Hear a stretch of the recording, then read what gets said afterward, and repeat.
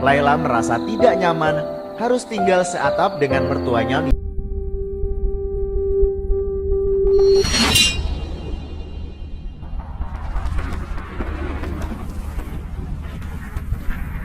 Laila adalah seorang gadis sederhana yang tinggal di daerah pegunungan.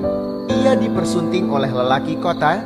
Sebenarnya bukan kota yang ramai, hanya saja tempatnya datar, tidak naik turun seperti di pegunungan. Setelah menikah, Laila langsung diboyong suaminya untuk tinggal di rumah orang tuanya. Lelaki bernama Irul ini anak tunggal yang harus merawat orang tuanya. Selain itu, pekerjaan suaminya berada di daerah tempat tinggalnya. Lelaki berkulit sawo matang itu sehari-hari menanam berbagai macam sayur di kebun miliknya, lalu menjualnya ke pasar Juran. Seperti kebanyakan menantu tinggal di rumah mertua, Laila merasa tidak nyaman harus tinggal seatap dengan mertuanya. Ia sering mendapat perlakuan buruk dari mertuanya.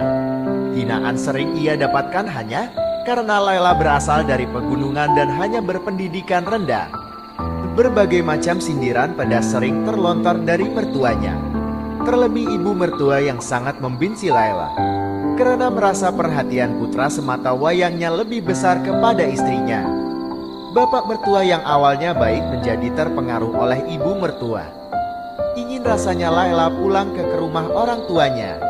Tapi itu sepertinya bukan solusi karena ia bermasalah dengan istri kakaknya. Iparnya selalu iri dengan Laila. Hal itu membuat Laila tidak betah di rumah orang tuanya. Lantas adakah solusi untuk Laila? Akankah ia bertahan di rumah mertuanya yang bagaikan neraka? Ataukah terpaksa pulang ke rumah orang tuanya di pegunungan? Simak terus videonya dan jangan lupa di subscribe dulu channel ini. Dan jangan lupa dipencet tombol loncengnya agar tidak ketinggalan cerita selanjutnya dari channel ini, YouTube Radar Channel. Terima kasih. Pak, lihat tuh menantumu. Baru berapa hari bantuin saudaranya di salon. Rambutnya sudah diwarnai.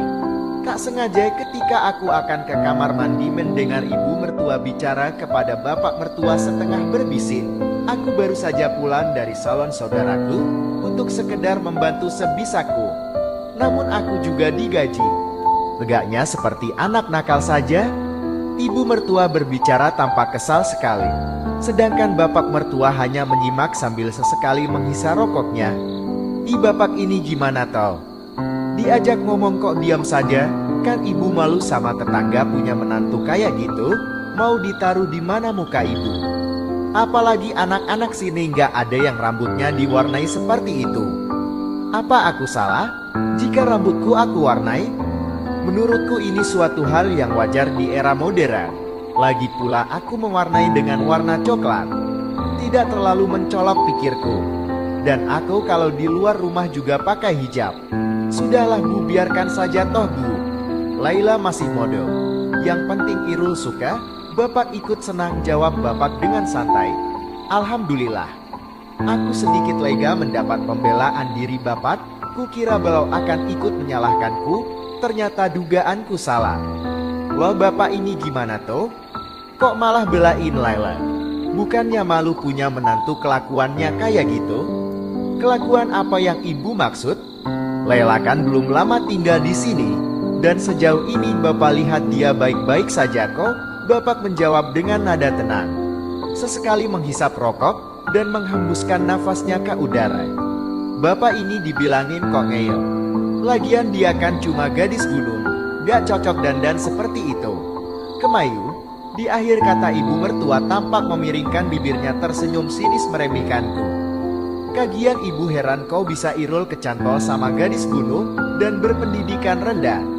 Justru bapak yang heran sama ibu. Hal sepele saja dibuat masalah.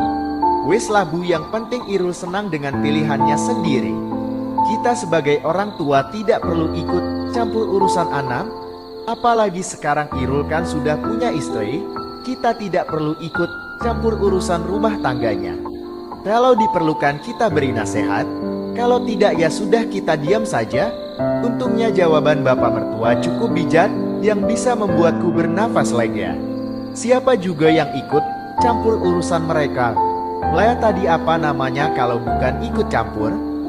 Daripada ikut campur lebih baik beli es campur di pasar Jurang sana Bu biar segar. Aku tertawa geli dalam hati mendengar jawaban bapak mertua. Ternyata beliau bisa melawat juga di balik wajahnya yang sangar dan hitam. Hehe. Nampak ibu mertua memajukan bibirnya. Beliau sepertinya kesal sekali dengan suaminya. Bukannya mendapat pembelaan, justru nasihat dari suaminya. Aku segera balik badan. Sebelum kedua mertuaku menyadari keadaanku, kuurungkan niatku ke kamar mandi. Hatiku cukup sakit mendengar mertuaku barusan. Mungkin saja selama ini mereka sering bergibah tentangku di belakangku. Aku memang gadis gunung yang tidak berpendidikan tinggi. Bahkan yang kata orang masa SMA adalah masa yang indah saja, aku tak berkesempatan merasakannya.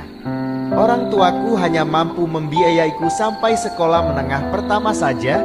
Malum saja bapakku hanya buruh tani yang pergi masih pagi buta dan pulang matahari sudah terbenam. Ibuku hanya ibu rumah tangga biasa yang tugasnya mengurus rumah dan mengurusku dengan kakak laki-lakiku. Dengan penghasilan bapak yang tidak menentu, masih untung aku dan kakakku masih bisa sekolah sampai SMP. Bahkan tak jarang bapak meminjam uang ke tetangga untuk membayar sekolahku. Kami sudah terbiasa hidup susah dan makan seadanya. Lulus sekolah aku memutuskan untuk bekerja di kota menjadi asisten rumah tangga. Aku cukup sadar diri dengan ijazahku yang hanya tamat SMP, mau bekerja apalagi kalau bukan menjadi ART. Dalam masa setahun, aku hanya beberapa kali pulang kampung. Setelah bertahun-tahun merantau di kota baru, setelah menikah aku menetap di kampung. Aku sangat kesal dengan perkataan ibu mertuaku barusan. Lagi pula aku menikah dengan Mas Irul bukan karena aku yang memaksanya. Mas Irul sendiri yang memilihku untuk menjadi istrinya. Kami saling mencintai satu sama lain. Sebelumnya menikah pun kami sudah meminta restu kepada keluarga masing-masing. Baik keluargaku maupun keluarga Mas Irul sama-sama merestui. Tapi tadi perkataan ibu mertua seolah-olah menyesal Mas Irul menikah denganku. Entahlah, aku tidak ingin pusing memikirkan perkataan ibu. Ibu mertuaku, intinya aku tidak ingin hal ini menjadi beban pikiranku di pernikahanku yang belum ada 5 bulan. Loh, katanya mau mandi air? Mas Irul terlihat heran menatapku yang kembali lagi masuk kamar. Ai adalah panggilannya untukku. Gak jadi? Kenapa? Gak apa-apa. Atau jangan-jangan minta aku mandiin ya? Mas Irul menaik turunkan alisnya, menatapku dengan tatapan menggoda. Aku segera melemparnya dengan bantah karena kesal. Gak sekalian disolatin, jawabku. Ngomong jangan sembarangan. Dikira enak, apakah di duda kembang, ha? Duda kembang? Dapat bahasa dari mana suamiku ini? Itu janda? Janda bukannya hewan yang matanya hitam itu ya?